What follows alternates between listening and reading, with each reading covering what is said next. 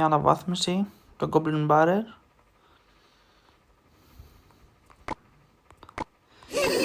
Και παίζουμε τα deck του αντιπάλου σήμερα, αυτό είναι το βιντεάκι. Πάμε να ξεκινήσουμε πρώτα με ένα deck χαλαρό, δεν είναι το βασικό μου deck αυτό. Το έχω δοκιμάσει τώρα αυτές τις μέρες, τώρα τελευταία το παίζω, επειδή έχουμε το Royal Giant πίσω.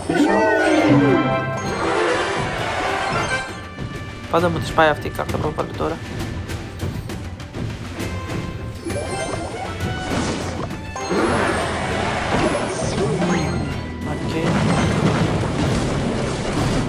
Βάζουμε τα σκέλετons, λογικά κάτι θα γίνει τα σκέλετons.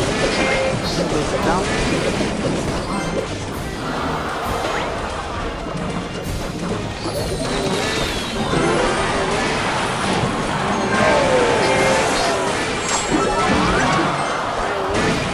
Έκανε καλό damage.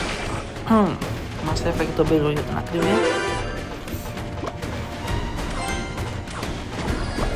Ετοιμάζουμε τη λίστα στην επίθεσή μας. Περιμένουμε όμως λίγο μήπως πάρει κάτι. Η πηγιά μου.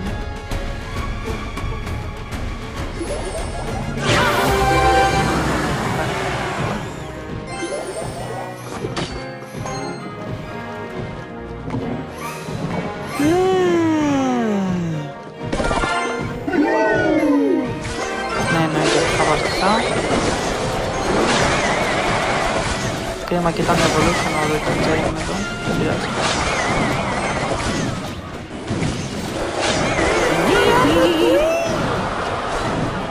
Πάμε, προχωράμε κανονικά.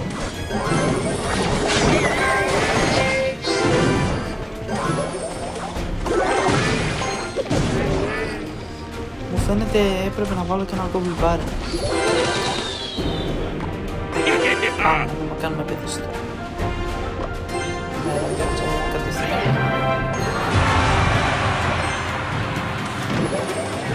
Έχει και Τέσλα. Πάμε να πάρουμε την ομάδα μας. Δεν προλάβαμε τίποτα.